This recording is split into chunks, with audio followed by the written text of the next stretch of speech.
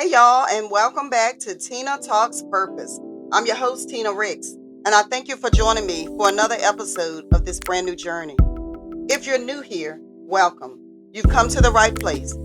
This is a space for faith, healing, growth, and real talk, where we remind ourselves that there is purpose in the process. This is episode 2, From Caterpillar to Courage. Before we get into it, I want to share that each season of this podcast is going to have 10 episodes, each one building on the last. In this first season, Becoming the Butterfly, we'll walk through transformation, from pain to peace, confusion to clarity, and surviving to truly living.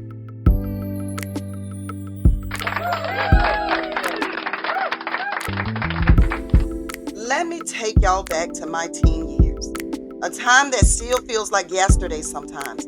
You know, when those memories start flooding back. Those years were awkward for me, sometimes funny and full of lessons that I didn't even know I was in the midst of learning. So I'll be honest, I didn't know who I was back then. And like a lot of young people, I was trying to fit in everywhere, even when it didn't fit my spirit, honey. I was that kid who laughed loud, joked too much, and used humor to hide how lost I truly felt. My hair was never perfect. My style was all over the place. And while everyone else seemed to have it all together, me, I was just trying. Yes. I came from a 2-parent home. I thank God my parents are still together today. But growing up back then, a lot of families went through. There was a lot of fighting, a lot of laughing, a lot of playing, a lot of crying. I mean, that's just what we saw. That's what love looked like to us. Loud voices, tension, and people trying to figure life out the best way they could. When you grow up in that kind of environment, you learn survival early. You learn to escape, to shut down, or to toughen up. And before you know it, those habits become part of who you are. By the time I was a teenager, that was me. Full of independence, but also full of anger and pain. I didn't even understand why. I wanted to belong somewhere so bad that I kept attaching myself to people who didn't always mean me well. My family used to say, "Girl, you better stop picking up those stragglers." But I had this big heart and I just wanted to help people. I wanted to be friends with everybody. And I thought everyone meant me well, even when it ended up hurting me. Yes. When I look back between the ages of 17 and 21, I can honestly say it wasn't a season of growth. I kept saying that I knew everything. I kept thinking it to myself, but I didn't. It was a season of hard lessons. I didn't see it back then, but those years were molding me. They were making me who I am today. See, when you're trying to figure out who you are while you're also trying to survive, you make a lot of mistakes in between. You love the wrong people. You chase the wrong things. You settle for less than what you deserve because you don't even know your worth yet. I had no idea. But every mistake carries a seed. And if you stay strong and you stay around long enough, those seeds eventually grow into wisdom.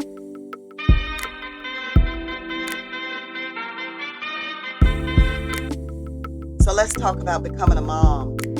When I was 16, I found out I was pregnant. When I was 17, I had my first child over Christmas break in my 11th grade year of school. Yeah, I was scared, but I had to act like I wasn't. I was a smart-mouthed teenager.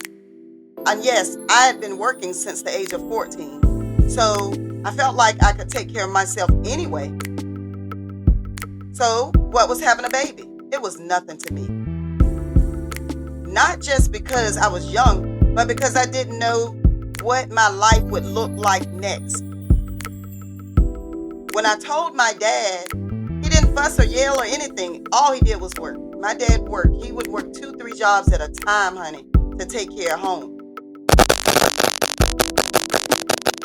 He said something that stuck with me, though. For the rest of my life, it will always stick with me.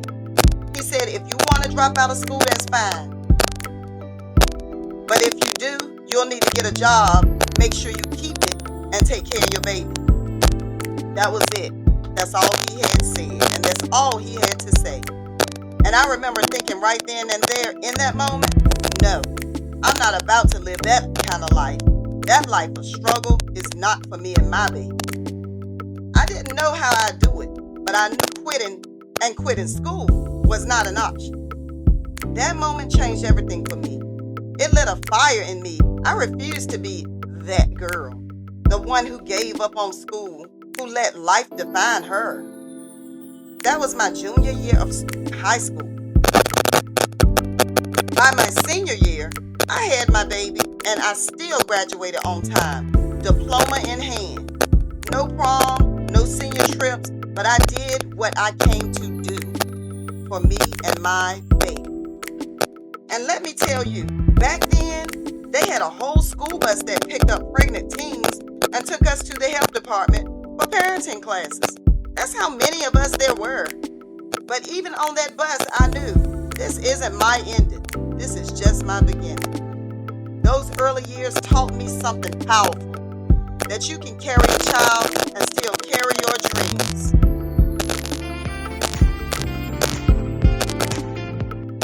And for any young mother listening right now, hear me loud and clear. Your story isn't over just because it started early. It's just the first chapter in a much bigger book. Yeah, you heard me.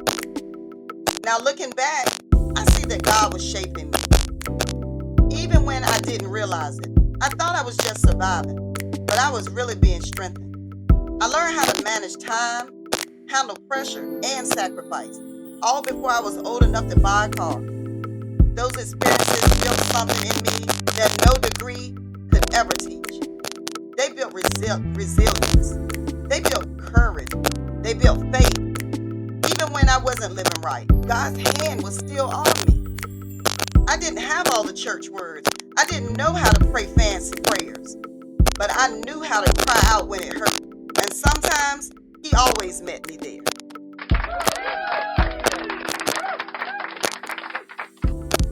So today, if you're listening and you feel like your past disqualifies you, it doesn't. You might be in your caterpillar season right now, but don't forget, the butterfly doesn't grow overnight. You got to go through the cocoon. It's dark in there. It's tight in there, but there's where the change happens. Keep pushing, keep praying, keep believing that you're being prepared for your wings. And before we close, I want to ask you something. If this episode spoke to your heart, please take a second to subscribe to this podcast. And if you're on Spotify, Podbean, or YouTube, hit that follow button. Share this episode with someone who might need a little courage today. And I want to hear from you, seriously. If you have a question about something I said in this episode, or if there's a part of my story that you want me to go deeper on, drop it in the comments or message me on my social pages. I'll be answering your questions in future episodes because this isn't just my story, it's our conversation.